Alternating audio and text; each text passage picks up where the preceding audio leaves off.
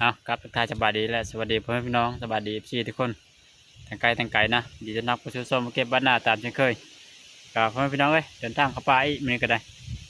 เดินทางเข้าป่าจนนี่ขึ้นเข้าป่าคนเดียวได้เข้าป่าคนเดียวเนื่องจากว่าเขาทีมงานผ่านต้น3 คนเขาจะเอาขึ้น3 คนหรือ2 คนนี่ละประมาณนี้นะทุกคนเลยแต่ก็ไม่แน่ใจเขาขึ้นกองคอยแล้วเมื่อวานนี้กองคอยเมื่อวานนี้ข้าเวติดธุระเนื่องจากว่าเกี่ยวเขาคือนำปั้นเขาเมื่อวานนี้นะก็เลยขึ้นป่าสาขึ้นน้ำรางเขาป่าจุดนี้ซัดชนนโดยอันนั้นได้ไอ้กินน้อยเพิ่นอยู่พังลาวแล้วทุกคนได้เพิ่นโอนเงินค่าน้ำมันซื้อน้ำมันเขาป่าโอนเขาโอนเทอมวันนี้นะทุกคนได้200,000 กีบนะพอดีเลยซื้อน้ำมันซื้ออุปกรณ์เครื่องมือเขาป่าพอดีถ้าเด็กกะขอบคุณขอบใจเนี่ยไอ้กินน้อยหลายๆที่ชัดชนนนะ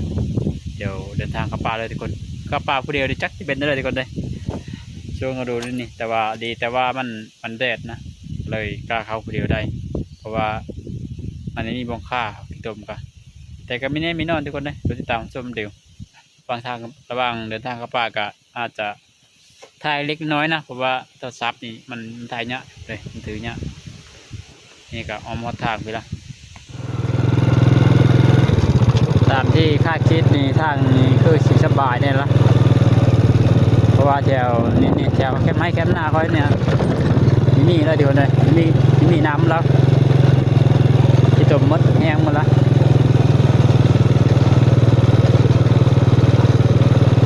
เราป่าเรานี่ตั้งใจว่าจะไปหายากับดักเลยได้กับดักกับหลายมื้อแล้วพยายาม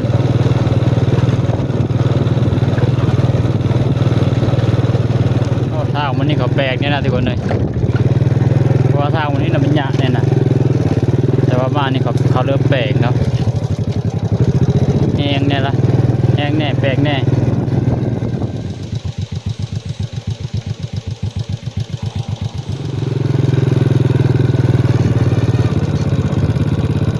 ทางโอ้สบายลายทุกคนเลยประมาณ1 ชั่วโมงปลายหรือว่า2 ชั่วโมงนี่เต็มที่กันน่าจะฮอดป่า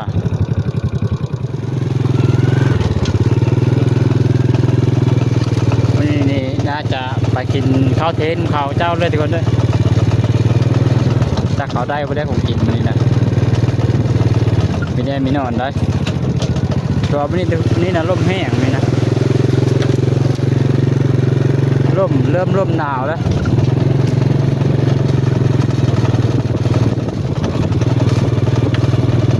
ถ้าเกมกระโดดอะไรกลับมาหันบอลเลยได้มาฝากเลยนะ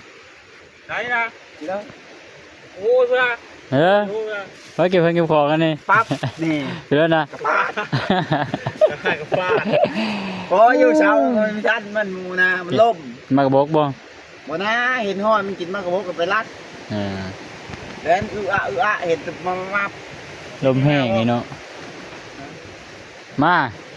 บ้างมากับไปพวกเขาตากระเด็กจานมาไม่นะเห็นหน้าเห็นตาเถิงนะมาห้อยมืดว่าปูก็มืดห้อยอ่ะเห็นแต่ห้อยตายแล้วป่าเนี่ยมันกี่คนนะเนาะเห็นอยู่เชื่อโอ้ยมากินข้าวน้ำเชื่อตีนไม่อยู่เอามาเชื่อนี่ใช่มาแต่บ้านไก่มาแต่ว่าโลดไก่นี่ได้แบบงงๆแน่ไก่เถื่อนก็เป็นเลยนะไก่นี่นะไรหยุ่มเพอนี่ได้โอ้แต่ละยุ่มมันก็ได้กินนะช่วยหน้าเขานะได้เถอะนะ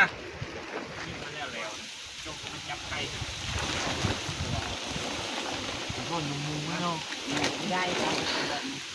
2 รอบนี่ครับต้นทำเนินจะปล่อยกันมาว่าล่มจักล่มไม่ล่มปล่อยมากินชิ้นหมูนะหมูจะดอ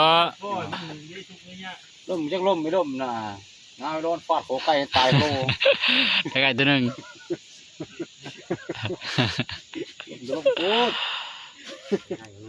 ทุกคนเดี๋ยวหาข้าวกินน้ำก่อนบ้านนี้ก็จะได้ไก่ตัวหนึ่งเพชรตาบบุทองของเรายำนี้ก็มีตาบต้มไก่นี่โอ้ยคนแซ่บได้มันยำไม่ได้มันวางมองหงฟังมือคักจะโบเมนมันเลยครบเดียวมึงก็แล้วเดี๋ยวบ้านนี้เลย กินตูนอยู่ทำเชือกตูนนั่นหรอลงไม่ชองนะบุ้มบ่มเลยชื่อข้องั้น นับลายหน่อย ฮะ ยิงสองตัวบ้านนึงเลย ชื่อข้อนี่โปรจกวาดเสร็จตอนนี้ มีพันง่าย เรียนไม้จากภูเขาไม่ชอบพูดเว้ยน่าจำน้ำนั่นเลย ก็โปรแกรมไม่ได้ว่าอยู่แต่นี่ยูฮันชอบ เอามากินข้าวกินน้ำเดี๋ยวกินข้าวกินน้ำยากทุกคนเลย เขาบอกว่า มาห่อจากเขาเมื่อป้าละ เมื่อได้เดินมาเด้อผมละมานแท้เลยป้าแน่ตอนนึง งอเชใจเด้เนาะจำแฮวนี่ขอโทษคนจากคนวันสองคนเมื่อดีคอยมาเทศ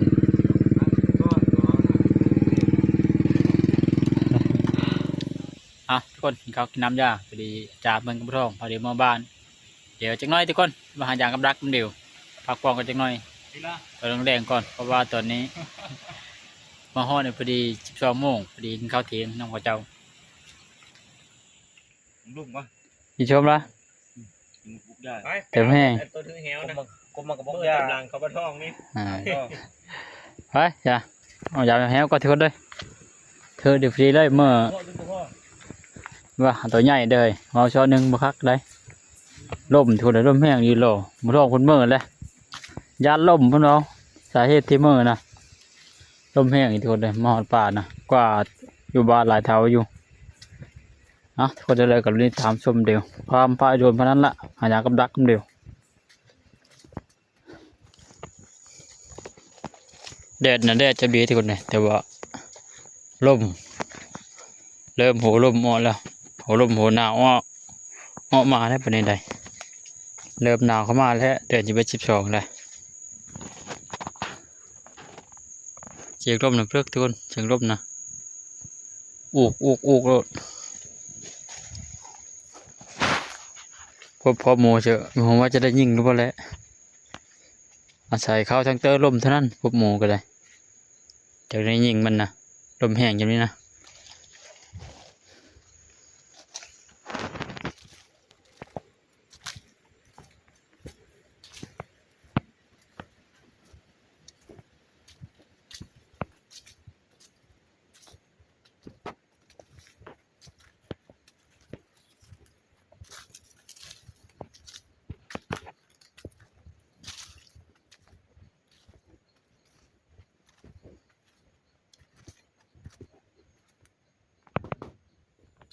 ถ้าพบหมูนี่ทุกคนเลยลมมันไปทางเดียวนะลมมันเปิกไปเบิกเดียวกันนะก็มีวิธีอยู่เขาไปเชื่อมันนะหมูป่านะถ้าพบนะถ้าพบกินมากบกนะก็จะเบนทางเรือลมไปก็จะเบนลงเตอมันเอาเชือกง่ายใช้แบบนั้นก็ได้แล้วลมมันแห้งนี่จ้ะมันไม่ได้พักเจอมันพังกับไม่ได้ยินเสียงลมมันดังลมมันแห้งสาเหตุนั้นเหตุแต่คอยมีกับเฮาจะมันได้นะแล้วมันมีครบทวนได้ถ้าลมเปิงมาเจอคือเว้าเลยพบหมูก็จะไม่ได้พบเลยทางดังจะกึกแล้ว เดี๋ยวเขาลงที่คนเลยเขาลงดัดพุดเลยดัดเสียแหวเลย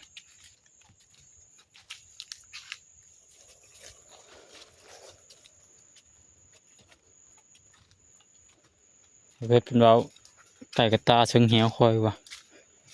บางทีหมูทึกเด็กจักเลยเชิงไหนนี่ละเป็นวันนะเห็นหรือสอนมาคิดให้อยู่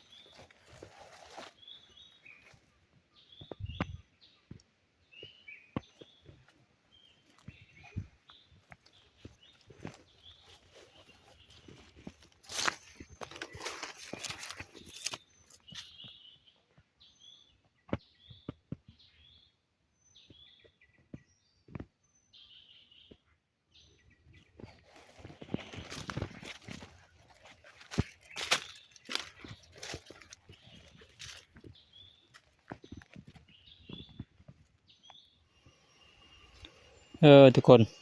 หมูละไม้ละแถวนี้นะแถวกับดักไว้นะอันนี้หอยมันนะมันกินมากกับบกกะอันนี้มาแต่หึงละไม้เราพอกลับมาบ้านพอดีแล้วมันกลับมาเอาบกยังมีลายไปเลยมากลับมากินนี่นะอันนี้หอยใหญ่เต็มเลยน่าจะเป็นหมูแม่นอ่อนเบิ่งมากระบอกนี่ก็ย่างแถวเบ้งนี่ที่กระดมชวนเอาเบ้งนี่ออมมานี่ออมแถวนี่กระบอกนี่นะ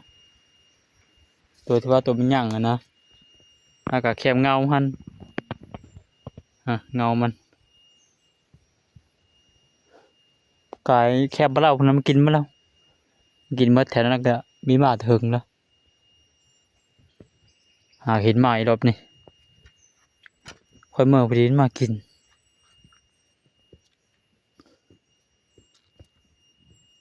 ทุกคนเดี๋ยวเข้าไปจากกับดักก่อนดักก็อยู่ไหนนี่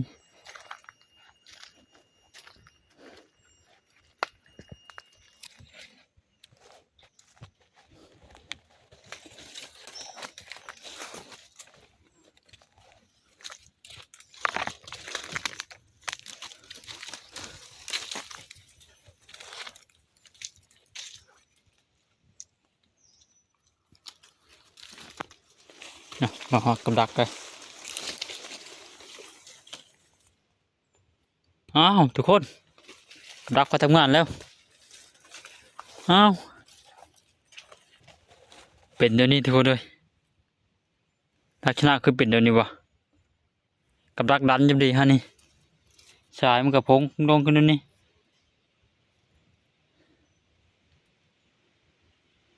นั่นแหละ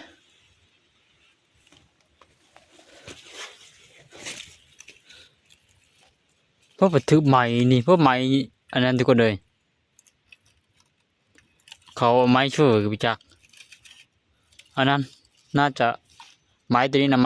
ม้ข้อขวางนะไม้นะข้อขวางแปะวันนี้เจ้าเริ่มยังถือวันนี้หรือว่าหมูเย็บมันรัดมีทัดหมดเลยอ่อนมาละนี่ก็น่าจะหมูเย็บรัดมีทัดนะทุกคนเนี่ยเขาเบิ่งนะ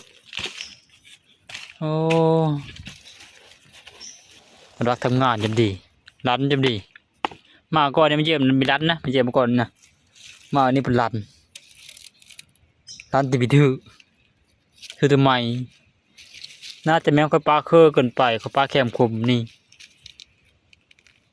โอ้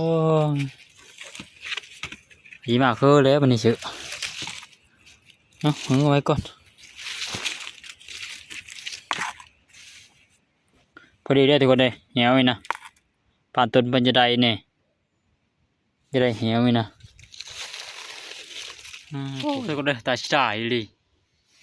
กับรันจะดีรันพัดเป็นตัวนี้โลดเธอตัวนี่เกิดอีกอย่างขึ้นมันคือเป็นตัวนี้กับรักคนนี้โก้ย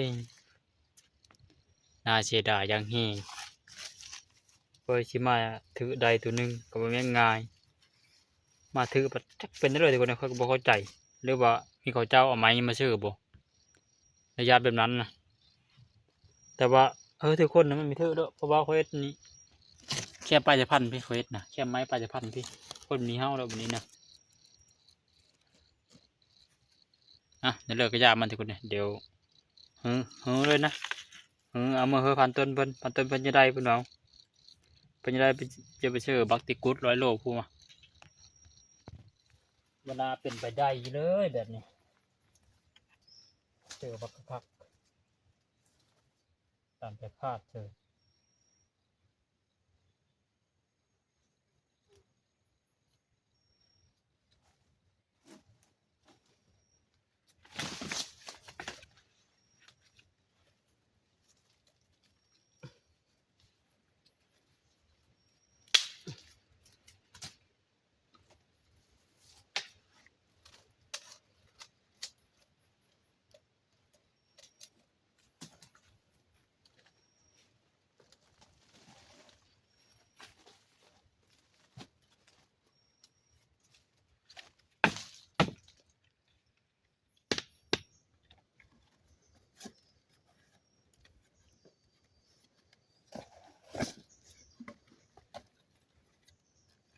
กับหลังเนี่ยทุกคนมันอันนั้นอยู่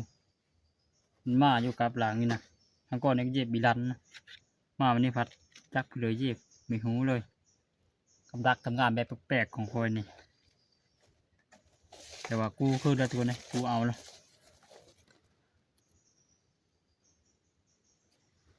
กูเอามาหมดละเดี๋ยวไปพันต้นมาจัดการตัวมันนี่นะพอจะได้เนี่ยพอดีปั๊บเหี่ยวค่อยพัดมาแบบรันพอดีนะรันก็แต่ว่ามีหูว่าไปเดือมาเย็บไปตองมันแก่ป่าก็ไปจักเพราะว่าหอยหมูแถวนี้ก็ไม่ค่อยมีเนี่ยมีเห็นนะเห็นก็คือว่ามันเย็บกระดิ่งแดงหมดแล้ว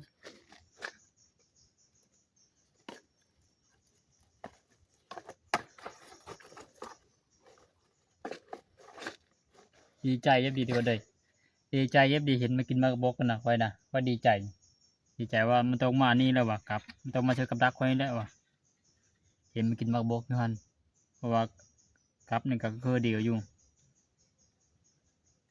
ถ้ามันนั่นทุกคนถ้าไม่กลับหลายหลังนี่ก็จะมีเฮือนะกลับหลังนี่นะก็จะปะเชิญนี่เลยถือว่าน้ำมันแห้งกระตาบนะมันอาจจะมาดุนมาทีนึงแต่อันนี้สาเหตุที่เฮือนี่ก็มันรันแน่แล้วก็พันต้นมันก็จะได้แน่ก็เลยจำเป็นต้องเฮือเบอร์พันต้นเพิ่นเอาหมูเห็นโบกมันแล้วก็บักติกุดนั่นน่าจะใหญ่ต้องเอาตัวใหญ่ก่อนเป็นต้นเป็นจัดเชื่อตัวใหญ่ก่อนวะมาเชื่อผมคอยไว้ที่หน้าก็ได้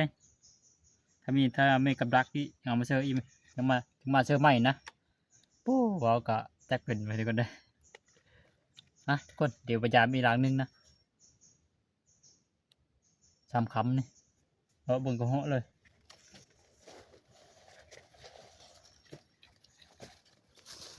อ๋อมันเอาผิดเลยถามว่าชิได้ทุกคนเลยแต่เฮ็ดได้จะได้ตัวใหญ่กว่าอันนี้ก็ตัวใหญ่คือเดียวมองเขาเฉยนะเห็นตัวใหญ่ตัวน้อยมันหลายตัวแต่ว่าเสียเท่าน้ำมันแห้งเท่านั้นละนะยามันเท่าไหร่ก่อนถ้าได้กำลังมาเชื่อไหมหมายตาบวก100 โลยับดี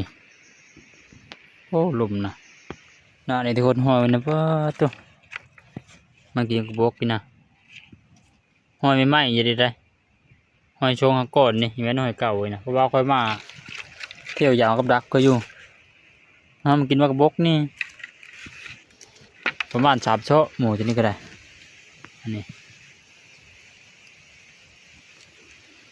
กระบอกตัวค่อยว้าวนะกระบอกกันแต่ว่ากับดักนี่หูนะบนนี้มีชงกกระบอกนะเจ้านักกินตอนเลิกต้องค่อยเมื่อนะเบิ่งมาก่อนยังมีเห็นอยู่ถ้าได้กินก็ได้ก็มากินมากระบอก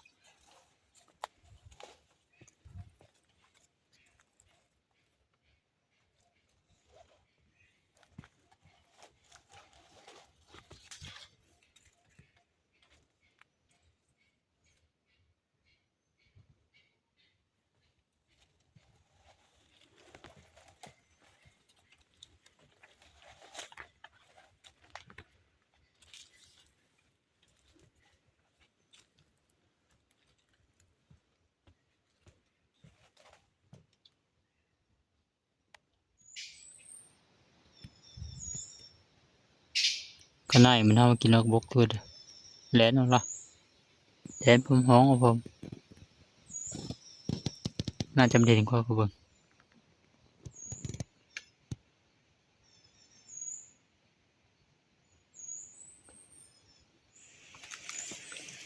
มาบกกะลาอยู่ตัวนั้นนี่แต่ว่าหมูมีห้ามากินเห็นตัวนึงย่างกายไปนี่นะมันอยู่ครบจะเป็นนั่นเลยเดี๋ยวว่าอันนั้นพดมาดุป่ะ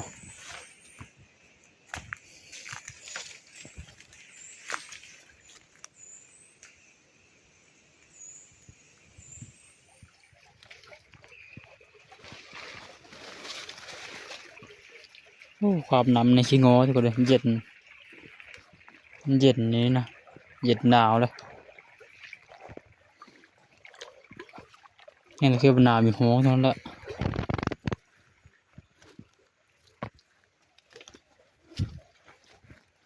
ความมีโหยหนึ่งไปเชื่อกับดักพุ่นนะไปเชื่อเหี้ยหัวดักนั้นนะ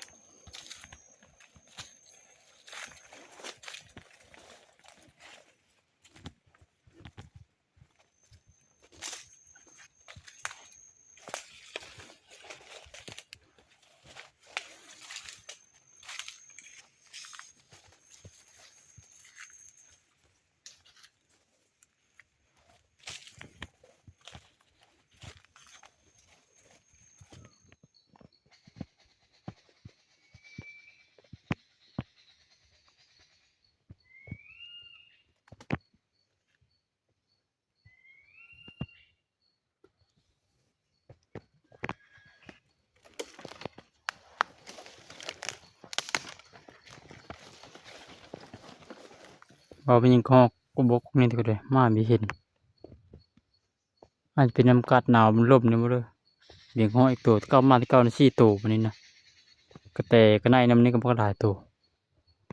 เอานี่มันชิบหน่วยเบนเลยฮะอยากดักละ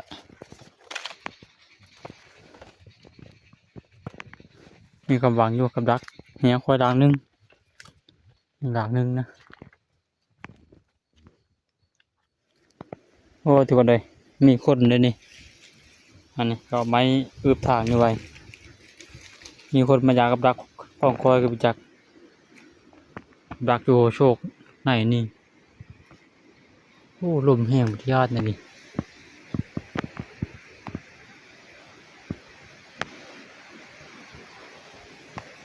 ลมมิดก่อนจังหน่อยยิงเข้าไปเชียวเคยเห็นห้อยหมูทุกคนเลยเคยห้อยหมูตามทางนี่มันมานะห้อยหมูนะก็คิดว่ามันต้องลงบวกนี่แน่นอนนะใส่ห้องกันนะบวกนะลงข้างในพวกแต่ว่าลมแห้งที่ยอดลมลมมิดก่อนยอดไม่หักนะทุกคนเลยไปบัดนี้ลมมิดหน่อยนึงละเพราะแต่ว่าหัวจักก็ลมนะลมแห้งนี่มันกล้าเฮาเอาเติมมาใหญ่ในญาติปรีกำลังจะค้ำทุกคนเลย17 โมงแดงตอนนี้นะโอ้โหโชคลม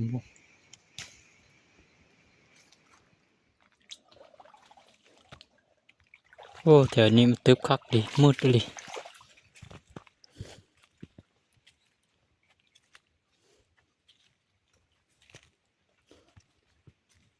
ยังมาทำงานทุกคนเลยกับดักก็ได้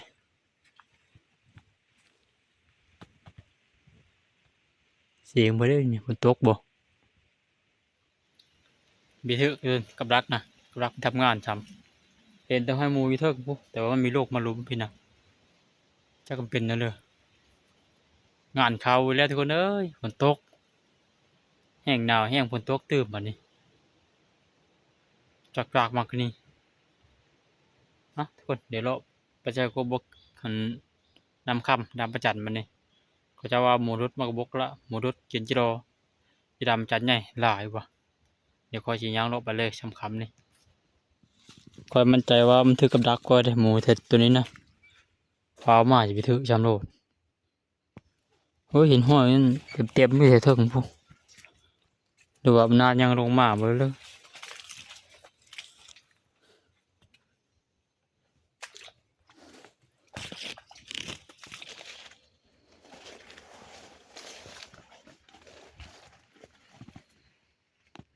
ก็บอกทุกคนอย่าไปจับปังอย่ามากินนะ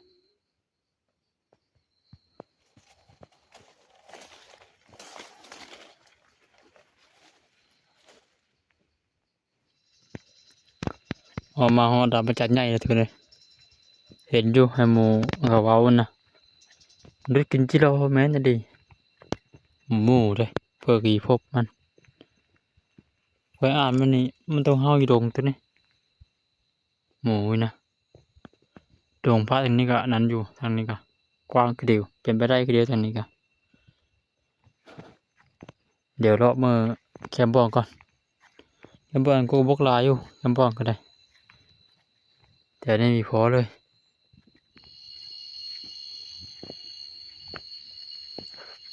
เข้ามาหาบ่อแล้วทุกคนเลย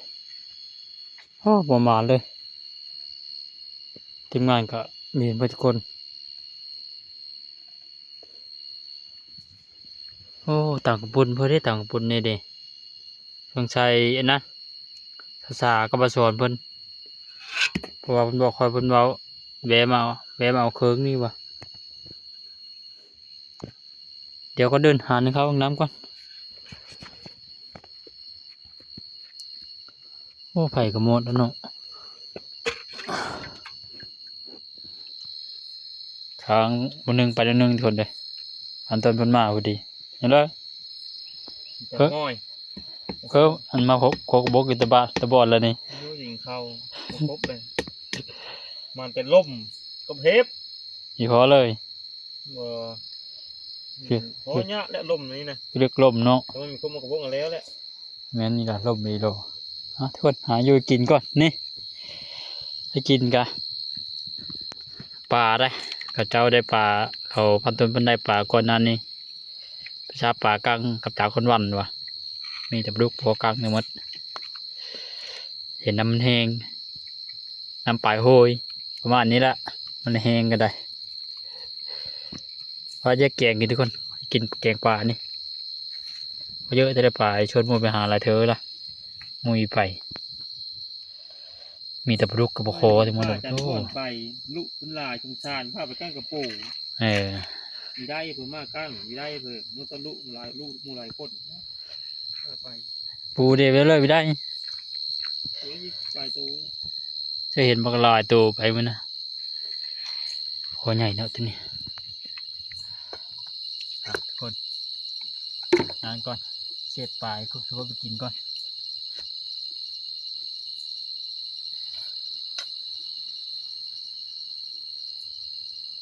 ปลากับประมาณ2 4 6 8 10ปลายตัวที่2 3ตัวเนี่ยเสียดแกงปลานี่กินเป็นตื้นเป็นเวลานี่ตอนนี้นี่น้องคนน้องต้องการข้าวกระโดดคืนนี้นะต้องกระโดดการก่อนเวลาเนี่ยการเป็น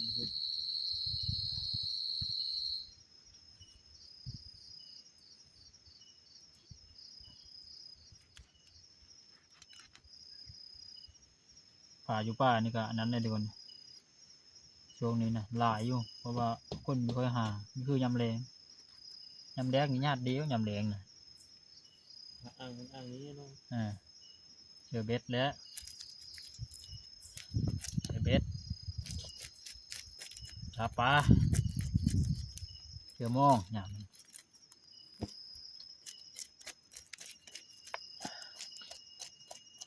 ประเภทเพิ่นทรมานจะเป็นนี่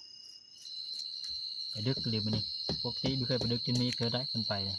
ลงป่าแล้วไอ้ลงป่าอะไรอยากมาหาโมไม่แพ้ไปเลยลงป่าไทยนี่นะยังโกยชุกโง่ลงเลยลงไปเนาะ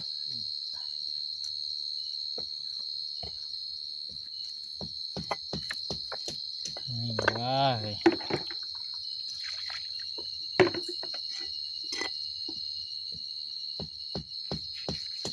งั้นไปพุ่นทางอดานนี่นี่อยู่ในกระปิดกระดาษอยู่เพิ่นเผาเอาตัวมูทุกคนถือว่าเสร็จแล้วป่าค่อยก็ได้ตัวนี้เต็มถ้วยหนึ่งค่อยตำคิดเมื่อกี้นี่ตำคิดตำแล้วละแกงปลาทุกคนเลยแหลกมือนี่ดีแต่พันต้นเอาปลาต้องเขาไว้นั้นทุกคนเสียบรากให้นอนนะค่อยตำคิดนะตัวลมนะ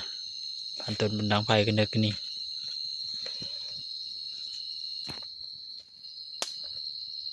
อีกคือเกี่ยข้าวเราทำเด้อก็จะก็ได้ยังเอาปลาลงโอ้ยจะท้าเพชรมันก็ปูยิงข้าวแห้งอ่ะตัวนี้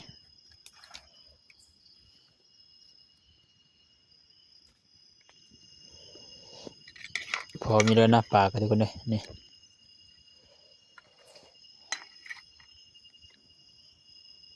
เดินด้านน้ำกันเดินพอดีงาม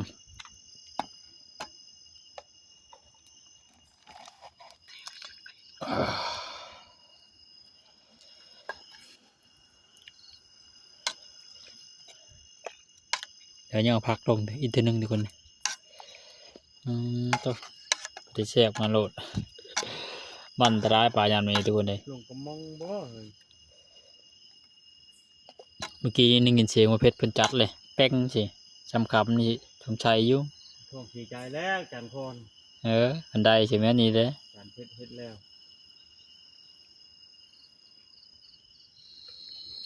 หน้าเนาะ นี่ผ้ากำมองอะเสื้อผ้ากำมองอะทุกคน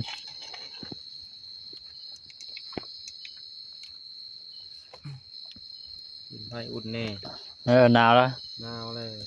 ได้หนาวนี้แล้วเนาะ ถึงกี่โมง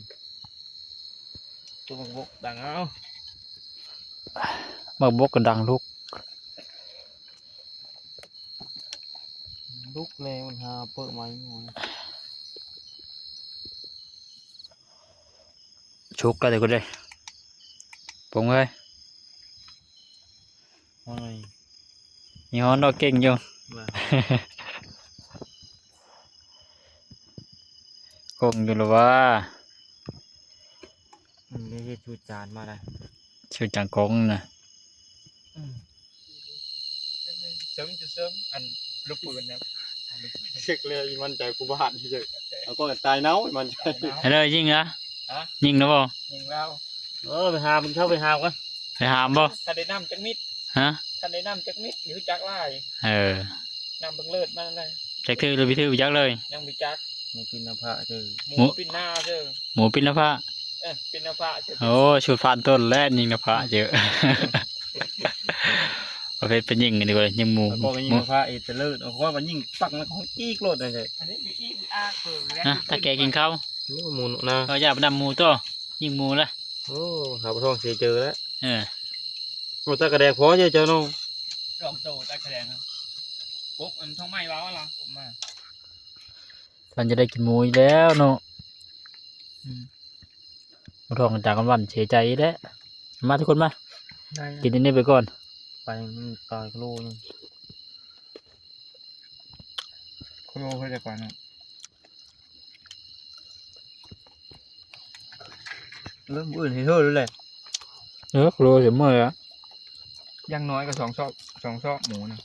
น้อยชุดนะเบิ่งหอยมันได้หอยปุ่ม มันมาเริ่มหมูตัวความนี้นะ มีแม้นหมดโตอันเก่านะมีแสงเนาะสบายเจอหมูแล้วกันโอเคว่าเจอกองที่เจ้านั่นกะทักนะฮะเอากองตัวนั้นมานะ เห็นนะ ไม่เห็นสิแปลนก็ลุ้นอยู่ได้ เป็นไหมเห็น หมูแปลนก็ลุ้นอยู่เจ้าเจอทำอิฐกับแปลนก็ลุ้นอยู่อยู่บงหัวโพดแบบแปลนนะโลด เป็นนะเป็น เอาพริกข้างหมูแดงไปตามทางควายนะยังพ่อแวกตะลุ้มตะลิ้มมันนะหมูทั้งคุณนะทั้งตัดนะ แล้วพอแล้วมันให้มันมาไปพอแล้วตากระแดกพอเลย ไปเลยเป๊กๆอยู่ พอพี่น้องผมเคยกินนะ ตอนไปเนี่ยสมอยอยู่ตอนมาค้ำแล้วลบขึ้นนะจังพอ เดี๋ยวผมเท่าจำค หมูกินซ้ำหมูตัวนี้ก็กินซ้ำก็ดีนี่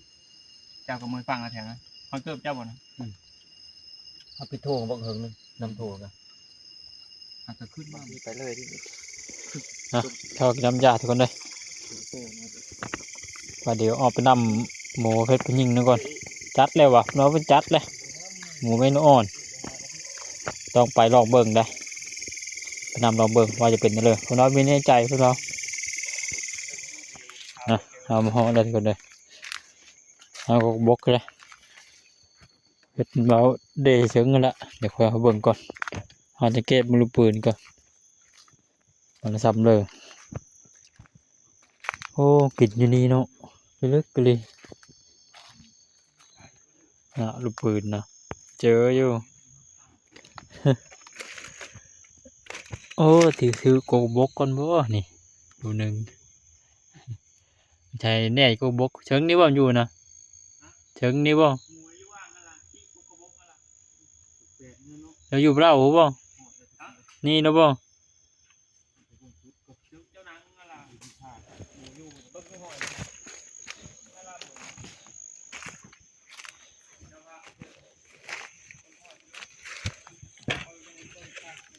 มันกินนะ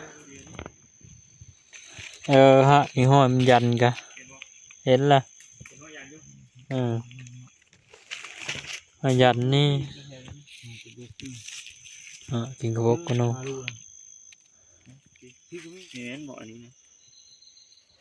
ห้อยไปทางน่าจะทางมาต้นนั่นปะกินนาไปจึกประเดี๋ยวเท่าไหร่ปิณพระเท่าเพชรมาเท่าก็ได้เบิ่งลักษณะในกระแมนอยู่ปิณพระใช่เนาะแต่ว่ามันที่โกบกก็มีฮารุล่ะมันน่าจะจึกไปสิเบิ่งสอดไปทางนั้นหาหมูลายโตคือว้าวล่ะทางนั้นหมูสอดทุกคนเดี๋ยวพาเดี๋ยวคมคว้ามัวอีกหน่อยจักเชิญกันไปเนี่ยมันคือว่าทุกคนได้ญาติไหมล่ะห้อยมันไม่ได้เห็นละมันมีลงเลือกหลังเริ่มบ่แต่เลิกจากเดียวมันนี่ฮะจักที่เธอ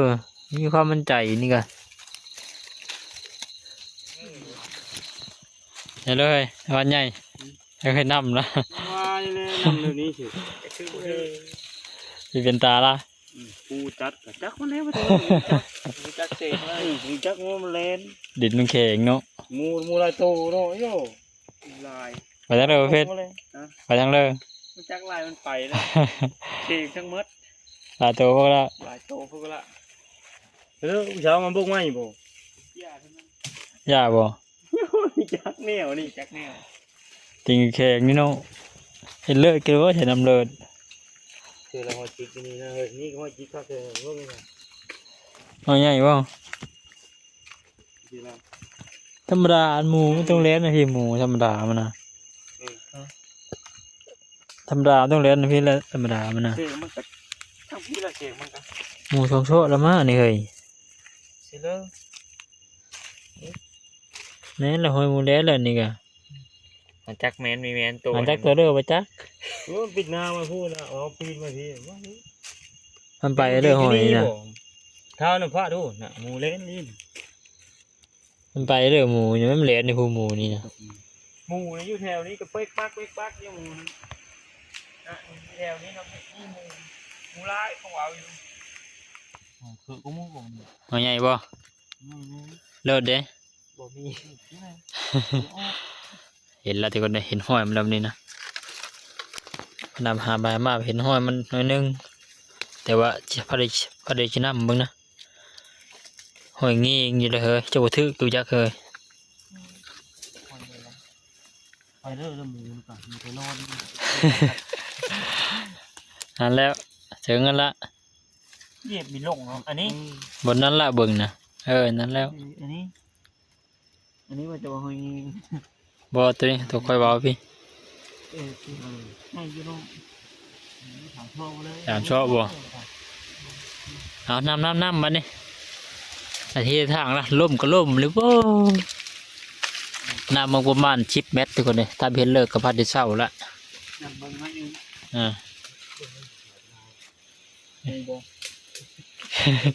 เรือได้ขาวๆตัวนาแม่นบ่